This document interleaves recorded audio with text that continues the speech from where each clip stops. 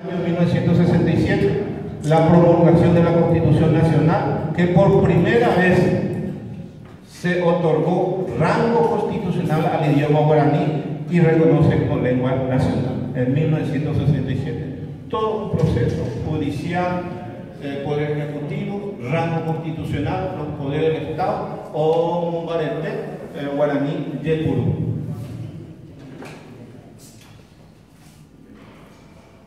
La Convención Nacional Constituyente de 1992 incluye como precepto constitucional al guaraní como idioma oficial, juntamente con el castellano, específicamente su artículo 140, y expresa de los idiomas, el Paraguay es un país pluricultural y bilingüe.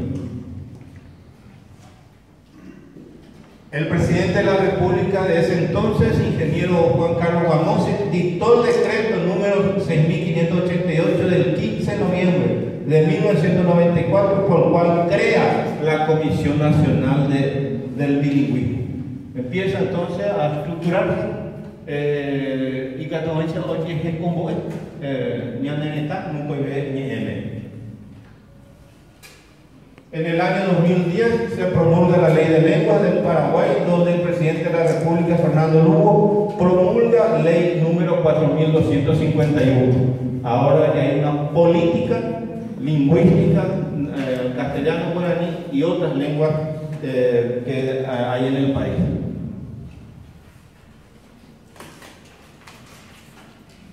Y es importante destacar en esta ley. En el capítulo 2 de los derechos lingüísticos individuales, Ley de Lenguas dice, artículo 9, todos los habitantes de la República tienen derecho a, número 1, conocer y usar las dos lenguas oficiales, tanto en forma oral como escrita, y a comunicarse con los funcionarios públicos en general en una de ellas.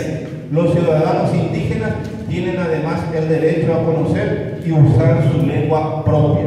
En el numeral 5, utilizar cualquiera de las dos lenguas oficiales ante la administración de justicia y que sus declaraciones sean transcritas en la lengua elegida sin mediar traducción alguna. La persona usuaria de otra lengua tiene derecho a ser asistida en juicio por personas que conozcan su idioma. Interesante el caso uruguayo. Había una traductora ayer que se hacía en guaraní.